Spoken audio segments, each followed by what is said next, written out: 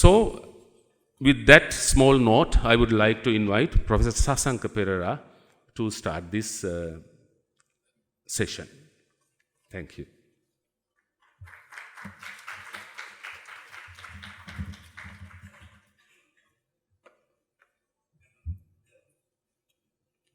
Good evening, colleagues and friends. Unlike what Soumya was saying, sorry about that. What Soumya was saying, I am also no expert.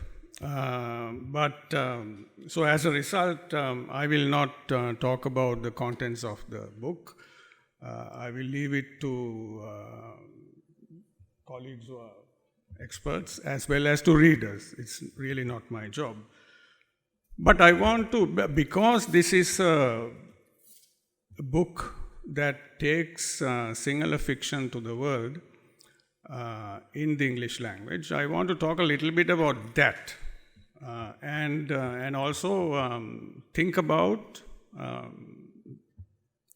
what kind of things you might have to do if that is the interest of a person. Now, and I basically want to do two things. One is to see what kind of work might be of interest if you want to take it to the world in English, and also what kind of things you might have to face if that has to be done. So now, Madhu has basically given what I would call a kind of a buffet of Sinhala language fiction written after the end of war in English, right? So, but this will not give you a deep understanding of Sinhala fiction. It will give you a taste of a particular genre of work, of a particular time period, and a lot more has to be done, obviously. So I still find it an important book in one sense, and that is that it takes that first step, right? Compared to, I would say, something like Tamil poetry, which is fairly well translated for the last 25 years. It is very, but that does not apply to Sinhala poetry or fiction. Now, see, if a person is happy with the kind of recognition they have locally, then obviously you don't have to worry about it. It's fine. But from what I heard today, listening to Mr. Ilayaparachi, Prabhat, and Jatilaka Kamalavira, and so on, and the Reverend, there is an interest to take their work overseas to the world. And obviously then it cannot be done in Sinhala, right? So I think if that interest is there, the first problem you will face is to find a decent translator. And even though the British have colonized us for so long and their impact is everywhere, but somehow we have not mastered the ability to translate from our language to English. So in that sense, the colonial enterprise has failed, I would say, right?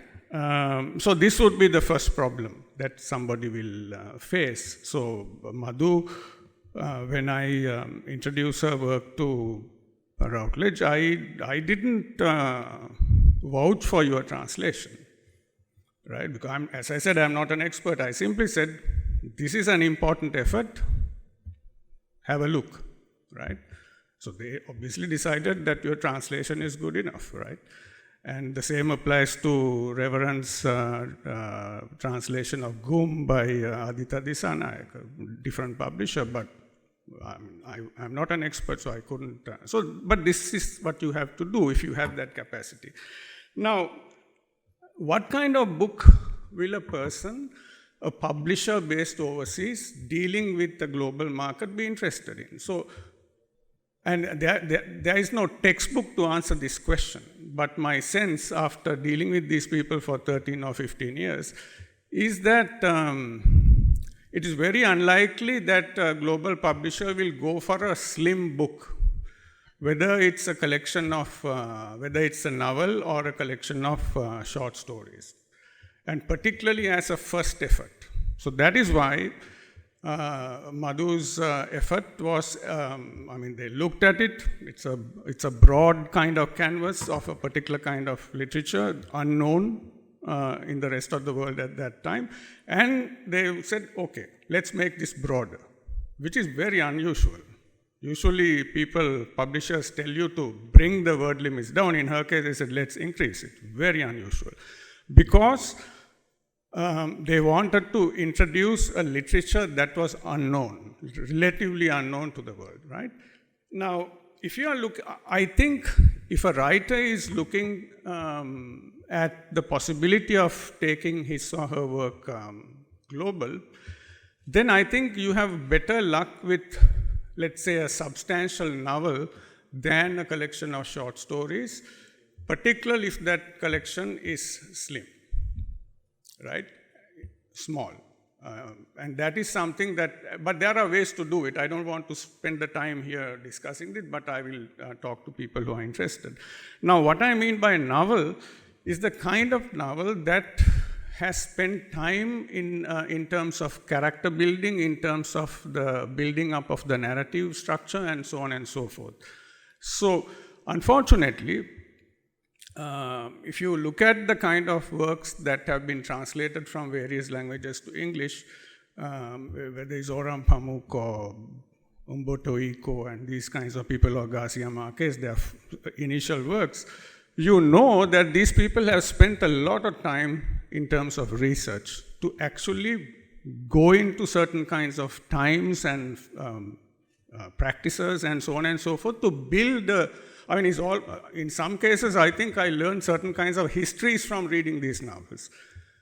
Now, I don't think that kind of effort in terms of research and time is spent on the Sinhala novels that I have seen. Now, obviously, when I said this, a couple of writers disagreed with me and said, no, we spend a lot of time. But then the point is, if I don't see it, I don't see it, right? Now, there are reasons why this is difficult in our kind of situation. The people I referred to, Pamuk and so on, or even people who write in English in the region like Rohinton Mistry and Cyrus Mistry and those kinds of people, these people have entire teams to do their research. Now, it's very difficult in our circumstances to afford this kind of thing. But if you have an intention of going in that direction, then this character building and narrative building has to be done, and therefore you need to put in that effort. This is the first thing I would like to say, if we are looking at novels. The second is about what is it that you have to be ready to face. Now, Reverend was saying that 1.5 years, that they had to spend. I think Madhu probably spent even more. Now, but we are always in a hurry. Thank you.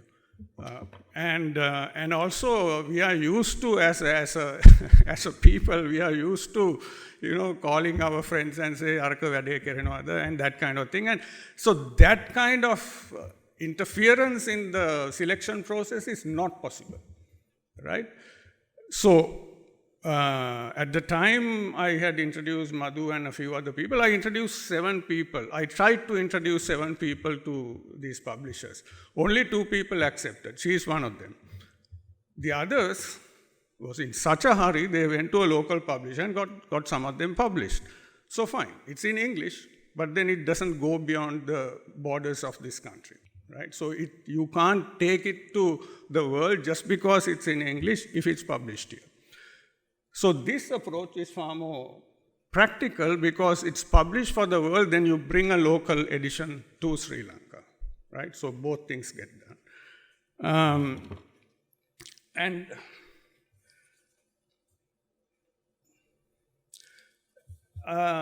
also, some of the things that people told me 4 years ago when I was trying to informally put together a system where people can take their works to Delhi and then to the world. One friend of mine said, I don't want these global publishers to exploit my intellectual labor. hey, everybody is exploiting your intellectual labor. Whether it's a local publisher or so, this is about making money, Bottom line is that. But then when we are burdened with an absolutely obscure language, which is Sinhala, you can't take these kinds of ideological positions. Then you have to be happy being local, right? Even as an academic, the moment somebody takes up my book for publication, yeah, obviously they haven't done the work, I did the work. They are going to publish it, they'll make money and give me a few rupees for, royalty. It is an exploitation of my intellectual labor. So that is the nature of things. So you get used to it, right? And the final thing is that one has to be ready for this long term. You are in this for the long haul. There's no other way. You can't do the kinds of things that, there's no point in telling me, can you call this person and that person to make this process quicker? This is cumbersomely slow process. Not that efficient, but it will get you to a particular place, right? And now saying all this, once another colleague told me, and I'll end with this, I am talking as if these global publishers are without fault. No, I never say that. They have a lot of faults. But the point is, you will have to deal with those faults if you want to get to that place. Because you can't do it through publishers in this country, right? Even if they publish in English, it's not that easy to take that work to the rest of the world. So if anybody is interested after this, we can have a chat to see, and I have something to say to you too, Prabhat. I forgot to mention that earlier. I'm very sorry. I'm forgetful, but today I'll tell you something. So, okay. I didn't take too much time, no? No. Wonderful. No, I don't need it.